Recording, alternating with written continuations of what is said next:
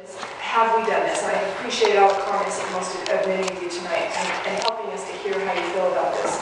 My first concern was the bond down rate. I think that was a huge red flag to me that an outside entity would tell us, you're not as good of a credit risk anymore. And here's the concerns we have, and Tracy read those very well. To me, that was a red flag. And so I started looking at a few more things. The transparency, it's been discussed tonight. I think one of the greatest checks and balances we have in this government of ours is transparency. And until yesterday, the salaries in this government were not public.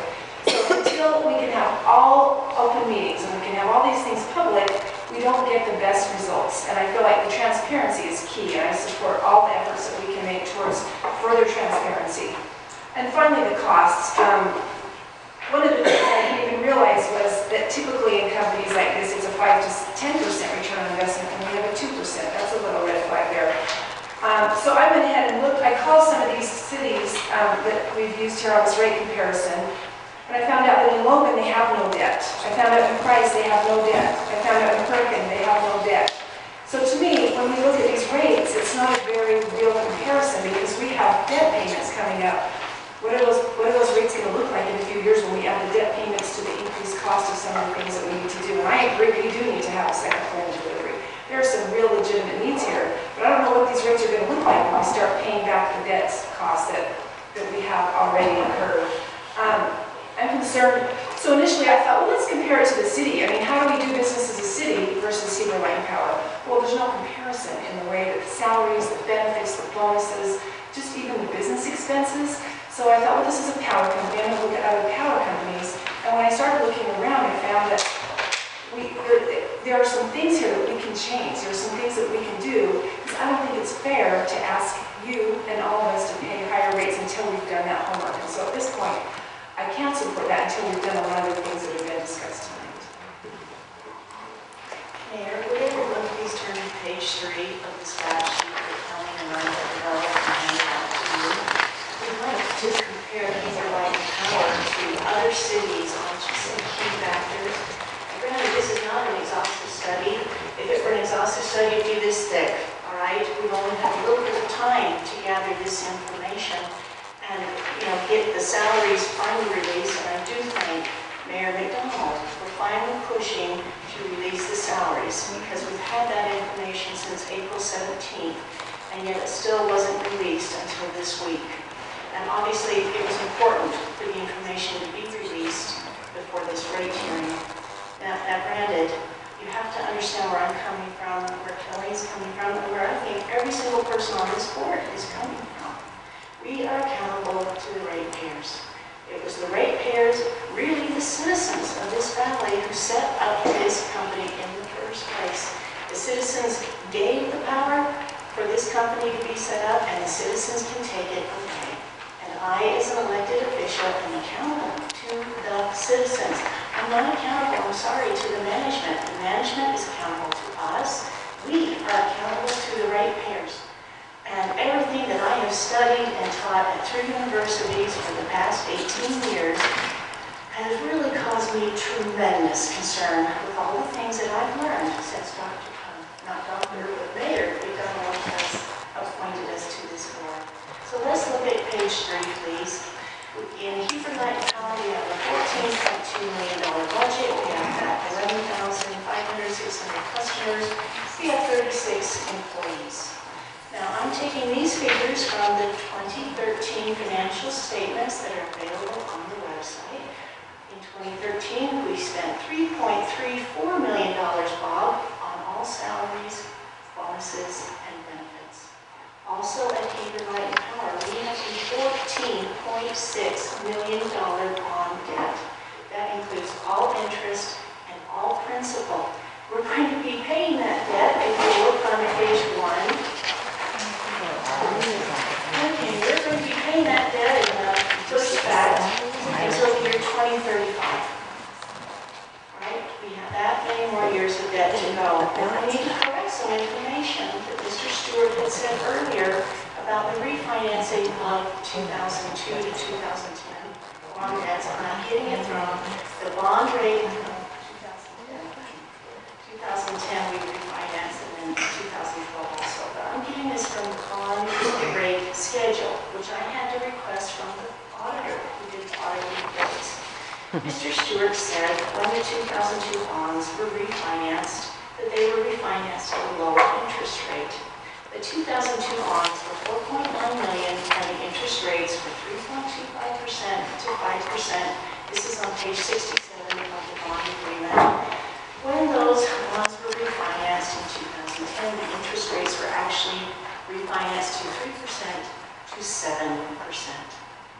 7% in 2010.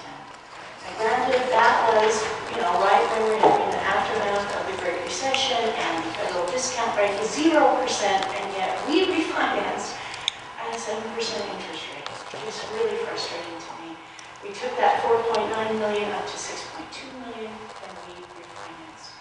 Now, the 2012 bonds that we also took on additional debt, the interest rate is from 3.9% to 5%.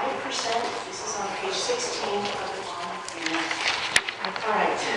Also on page 23 and 15 of the bond agreement, it shows that our current bond debt payment is going to double in the year 2025 to 2035 because of these high interest rate bonds.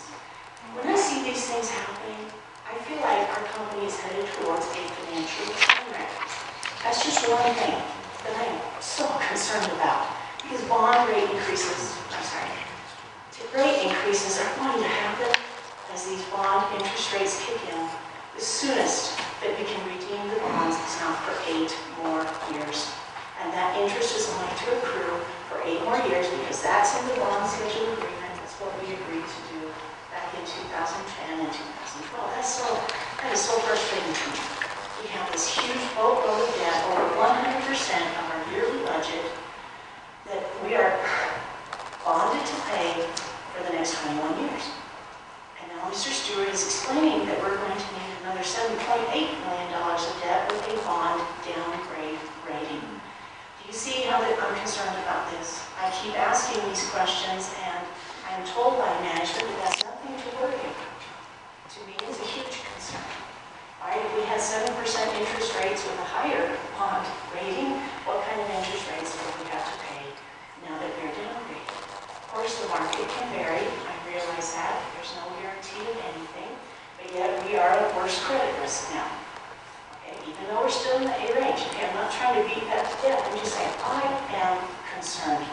I am so concerned for us as ratepayers that we have all of this debt given our current budget.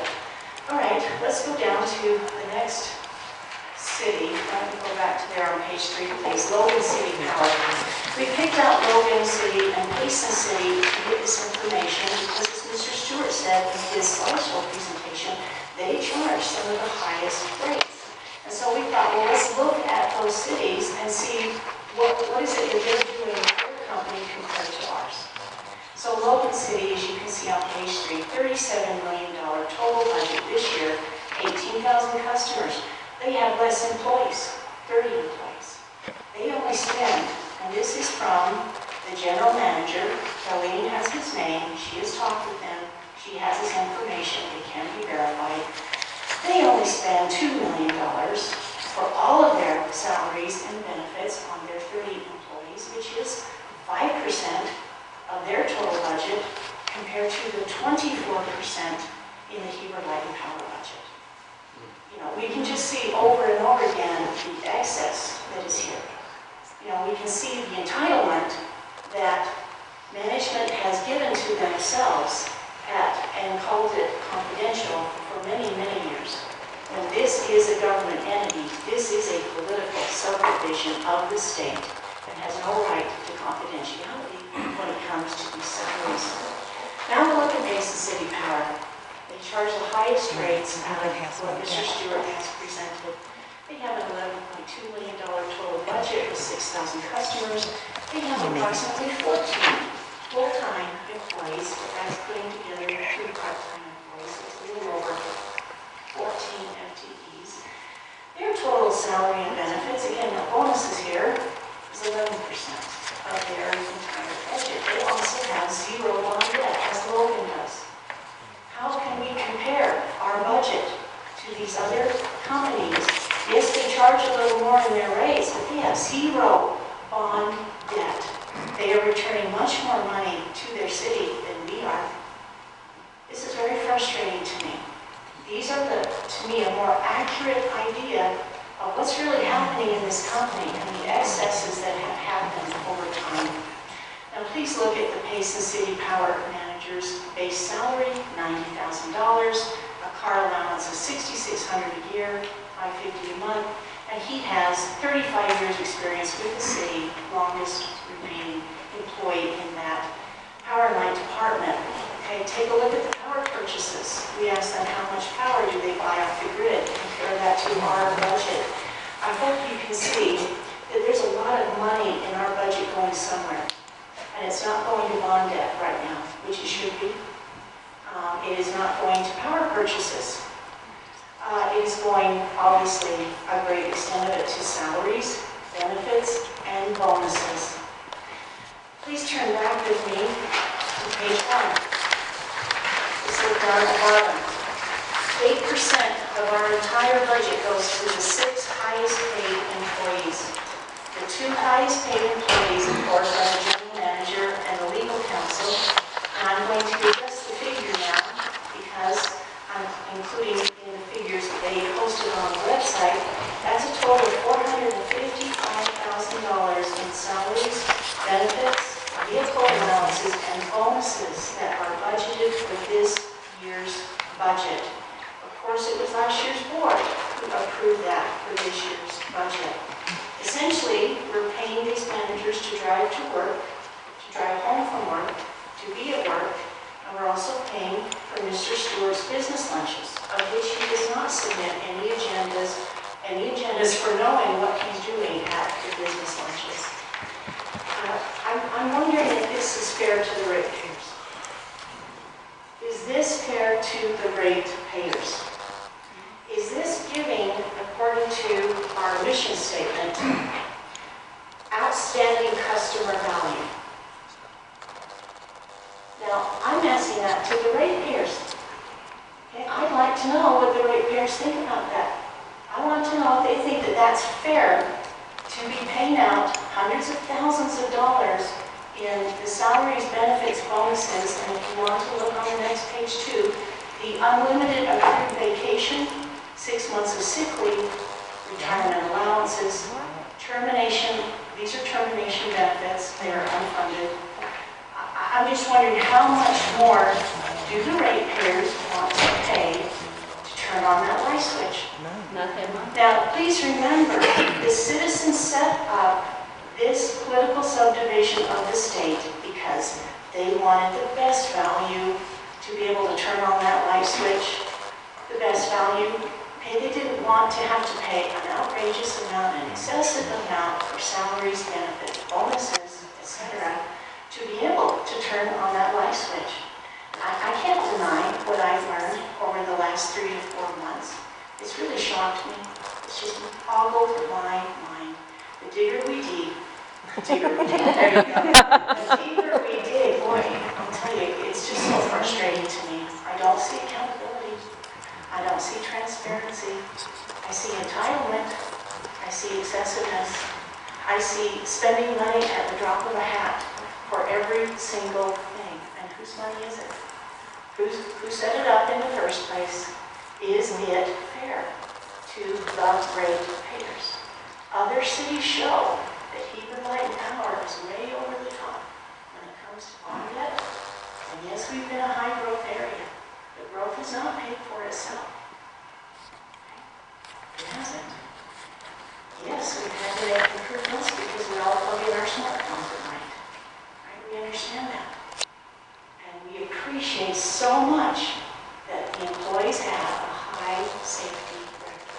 We would never want to lose that safety record. But ratepayers need to ask themselves, is this fair? If they don't think it's fair, ratepayers do have the authority to make a change. Yes. Ratepayers set up this company and ratepayers can take it away. I'm not advocating that. But ratepayers need to realize that it's their company. It's not my company. It's not any one person's company. It's not any employee's company. It's the ratepayers' company. concerned about these things, to me, this is the beginning of the conversation. This is not the end point. This is the beginning. If you care enough about these things, then it's time to start talking to your neighbors. And it's time to start realizing we're not an island unto ourselves here. And we're certainly not Park City. And we're certainly not Lake Tahoe that they used in the salary schedule to compare their salaries to. And we're not. We're Heber Valley. And I think that the people who live here want better value for turning on that light switch. I think that they want to pay a fair and decent wage to all the employees. But I think that